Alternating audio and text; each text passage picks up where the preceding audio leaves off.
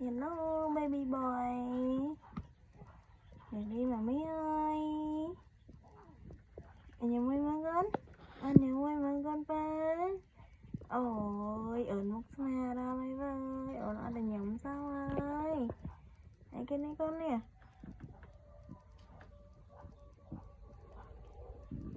À, để đi mà mẹ làm chat với cậu ai giỏi nha.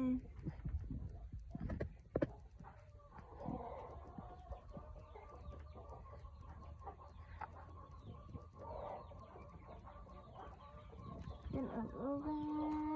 Ôi ôi ôi ôi ôi ôi ôi. Trên cây và ca tạch tạch ơi. Ôi ôi ít ơi đây, ít ơi đây.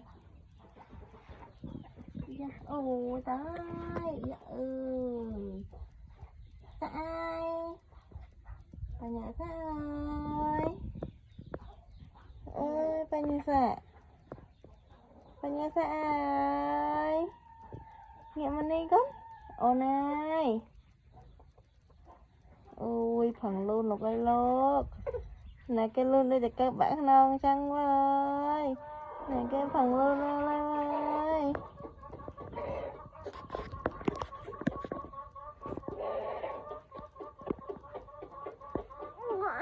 Luôn mà cắn lên á.